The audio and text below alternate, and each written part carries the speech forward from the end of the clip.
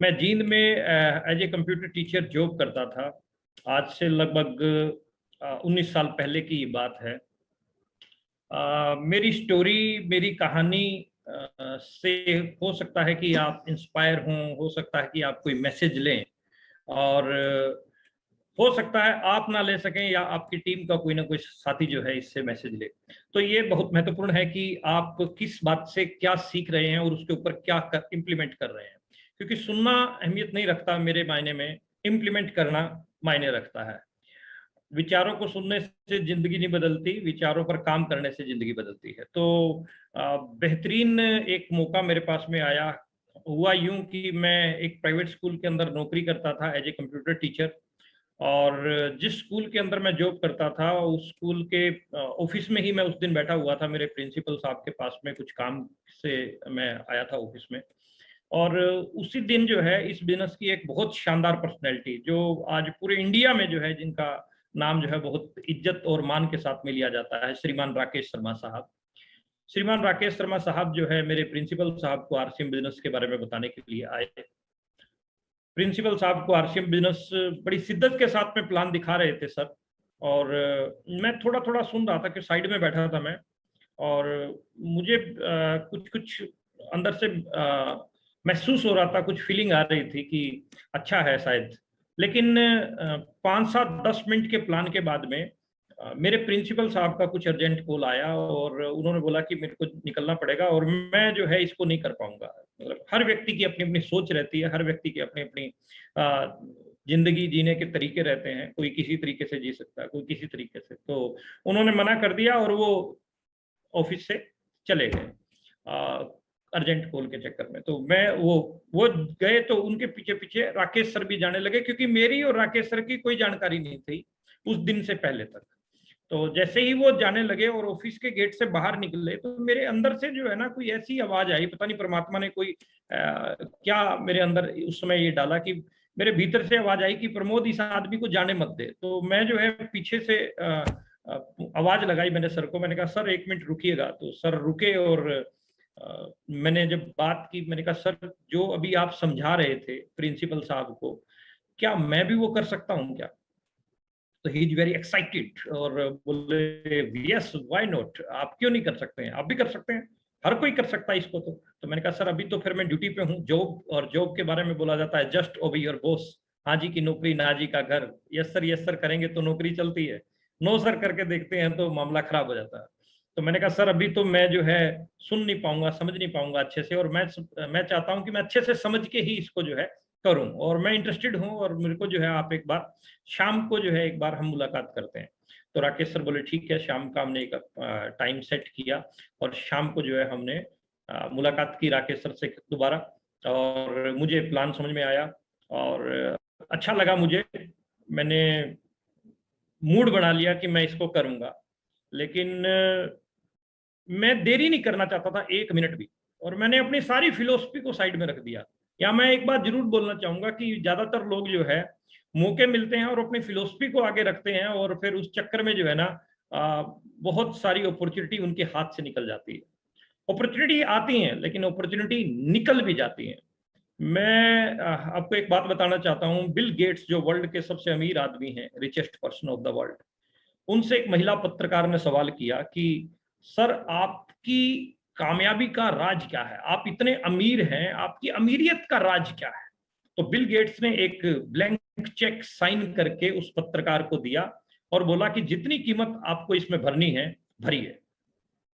महिला पत्रकार जो है ना थोड़ा सा मतलब नाराजगी में दोबारा उसने पूछा कि सर मैंने चेक नहीं मांगा आपसे, मैंने सवाल पूछा है कि आपकी इतना अमीर होने का जो है राज क्या है? तो बिल गेट्स ने दोबारा जो है चेक जो है महिला पत्रकार को दिया कि जितनी कीमत आपको भरनी है भर लीजिए।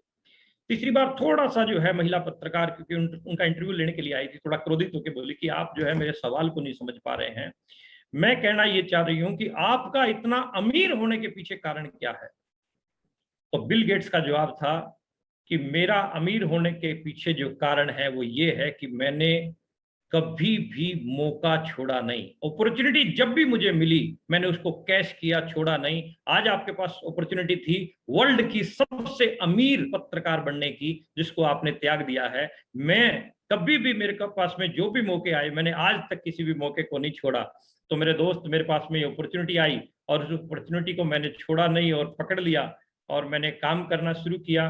दिक्कतें, बाधाएं हर व्यक्ति के साथ आती हैं, आपके साथ भी आती होंगी। मेरे को भी, मेरे जो जानकार थे उनको मैं समझाने के लिए गया तो उन्होंने मेरे को समझा दिया ऐसा होता है। और ये रहा मेरे साथ में भी, इस प्रकार की स्थितियां रही कि लोगों को समझाने जाता, लोग मुझे समझा देते। ऐसा मेरे साथ में बहुत बार हुआ, जिसके ऊपर मेरे को बहुत उम्मीद थी कि ये तो ज्वाइन करेगा ही करेगा, और मैं मेंटली प्रिपेयर होके गया कि ये तो ज्वाइन करेगा ही करेगा। लेकिन उसी ने ही साफ मना कर दिया और बोला कि और बता, और कोई काम है तो बता। उस 10 लोगों को समझा के एक व्यक्ति यदि ज्वाइन होता तो हम जंग जीतना समझते थे। फिर धीरे धीरे धीरे धीरे कुछ पॉजिटिव एटीट्यूड की बुक्स पढ़ी, कुछ टेप सुनी, क्योंकि उस समय यूट्यूब वाला मामला नहीं था, 2002 की मैं बात बोल रहा हूँ। तो एक किताब में मैंने पढ़ा कि वहां उसमें लिखा था कि आप जितनी ज्यादा ना सुनेंगे उतने बड़े लेवल पर इस इंडस्ट्री में जाएंगे। तो मैंने टारगेट बनाया कि मैं ना सुनूंगा, और मैं जितनी ज्यादा मैं ना सुनूंगा उतनी ज्यादा यस मेरे को मिलने वाली है। तो मैं ना सुनने के लिए निकल गया। और जब आदमी हाँ सुनने के लिए निकलता है और सामने से ना मिलती है तो निराश होता है। लेकिन जब सुनने के लिए ही ना निकलता है और सामने से ना मिलेगी तो निराश होने का सवाल ही नहीं पैदा होता, और हाँ मिलती है तो एक्साइटेड हो जाते थे। तो इस तरह की सिचुएशन में काम किया। पहले महीने का मेरा बिजनेस गया 5160 का, 516 रुपए का चेक आया। काफी लोगों ने, जिन लोगों ने मेरे को मना किया था, 516 रुपए का चेक जब आया तो फोटो कॉपी करवा के मैं उनके घरों में छोड़ के आया, और मैंने कहा ये देखो आता है पैसा। तो इनकम आई। इनकम जब आनी शुरू हुई तो कोई बड़े मेरे लंबे चौड़े ड्रीम नहीं थे आरसीएम में ज्वाइन हुआ तब। लेकिन जैसे जैसे मैं आरसीएम के साथ में काम करता गया वैसे वैसे जो है मेरे को आगे का रास्ता दिखाई देता गया। एक बात आप सब साथियों ने सुनी होगी कि जब आप धुंध में, फोग में, कोहरा में जब आप गाड़ी चलाते हैं तो आपको 7-8 मीटर तक का दिखाई देता है।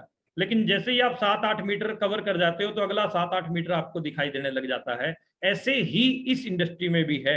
आपको जैसे जैसे आप अचीवमेंट पे आते जाओगे आपको आगे की चीजें जो है दिखाई देने लग जाएंगी। और वो एक बेहतरीन जो है तजुर्बा रहा मेरे साथ में।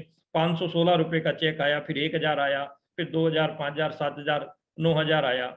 मैं अगर अपने पिछले बैकग्राउंड की बात बताऊं साहब आपको, तो मैं एक छोटा सा कंप्यूटर टीचर था, जिसमें मुझे एक स्कूल से जो है 2300 रुपया महीने की जो है इनकम मिलती थी। मैं व्हीकल की बात करूं तो मेरे पास में साइकिल थी। साइकिल भी ऐसी 1 किलोमीटर में 3 बार उसकी चेन उतरती थी, ये माइलेज थी उसकी, मैं बजा के बोल रहा हूँ। और ऐसे धीरे धीरे जो है जब मेरे पास में 9-10 हजार पे आउट आया तो मुझे आज भी याद है कि मैंने पहला अपना सपना पूरा किया था। मेरा पहला ड्रीम था आरसीएम में, वो था बाइक, कि मैं बाइक खरीद के लाऊंगा। और मैं जब मैंने काम किया, मेहनत की, तो मेरे पास में बाइक आई। मैं बड़ा एक्साइटेड हुआ, बड़ा खुश हुआ कि जब बाइक आ सकती है तो आगे और भी जो है बड़े लेवल अचीव किए जा सकते हैं, और भी जो है बड़े साधन जो है हमारे पास आ सकते हैं। तो मैंने ईमानदारी से अपने काम को किया। रोजाना मैं वर्क करता था। कभी काम कभी आराम आदमी को मरवा देता है, लेकिन जो व्यक्ति करेगा वो स्काई द लिमिट, कहीं तक भी वो जा सकता है।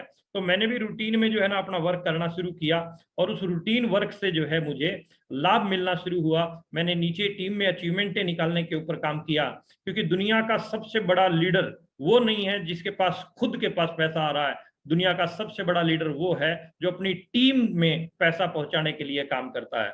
तो उसके ऊपर जो है मैंने काम किया, और काम करते करते करते करते आगे बढ़ता गया। और सभी मेरे गुरुदेव का आशीर्वाद मिला, गुरुदेव राकेश शर्मा साहब का, सुरेंद्र वत्स साहब का, और मुकेश कोठारी साहब, बीसी छाबड़ा साहब, केसी छाबड़ा साहब, सभी अपलाइंस के मार्गदर्शन में काम किया। माननीय त्रिलोकचंद छाबड़ा जी के साथ में मुझे मिलने का फिर मौका मिला, और उस पर्सनैलिटीज को जब मैंने देखा और मिला तो मुझे लगा कि यहाँ जो है अपार संभावनाएं हैं कामयाबी की। क्योंकि बिल्कुल सच्चे सुच्चे इंसान, एक देवता स्वरूप इंसान के साथ में मुलाकात हुई। तो उसी दिन मैंने उनका नाम प्राइड ऑफ नेशन रख दिया। मैंने अपने दिल में उस पॉइंट को बसाया और काम करता चला गया। फिर धीरे धीरे धीरे धीरे इस कहानी में और थोड़े से मोड़ आए कि मैं 15,000 एक महीने का कमाने लगा, 20,000 एक महीने का कमाने लगा, 25,000, 30,000, 35,000। 19 जनवरी 2005 की मैं बात आपको बताऊं तो मैं पहला मैंने जो है अपना सपना पूरा किया, मैं कार लेके आया। कार मेरा फर्स्ट ड्रीम था। कार जब मेरे पास में आई तो मैं बड़ा एक्साइटेड था उस दिन, इतना एक्साइटेड था मैं उस दिन कि मैं खाना मैंने खाया ही नहीं, भूख ही नहीं लगी। जब एक्साइटमेंट होती है तो भूख नहीं लगती है। तो एक्साइटमेंट 19 जनवरी 2005 को मैं पहली कार लेके आया। फिर धीरे धीरे काम और बढ़ता गया, 40,000, 50,000, 70,000, स्टार एमराल्ड में पहुंच गया, 2.25 लाख रुपए का पे आउट। उसके बाद 19 अगस्त 2007 को गाड़ियां वाड़ियां खूब आई। 19 अगस्त 2007 को मेरे घर पे मेरी बेटी ने जन्म लिया और सेम मंथ में स्टार रूबी गया। पैसा खूब आया, मान सम्मान खूब मिला, सुरक्षा, दायरा, सारी चीजें बढ़ी। लाइफस्टाइल की बात करें तो अभी आपने देखा, दिखाया भागवत सर ने कि वो सारी चीजें जो सुख सुविधाएं सारी होती हैं वो सब कुछ है, सारी सुख सुविधाएं सब कुछ है, परमात्मा की कृपा है, आशीर्वाद है सभी सीनियर लीडर्स का। मैं आज आपके बीच में आया हूं तो उसके पीछे जो लॉजिक है, मेरी आपके साथ में जो बात हो रही है उसके पीछे जो लॉजिक है, उस लॉजिक के ऊपर मैं बात करता हूं साहब, कि मैं स्टार रूबी बन गया, मैं कोर लीडर बन गया, लेकिन मैं आपको भी कुछ ऐसा आज देके जाना चाहता हूं।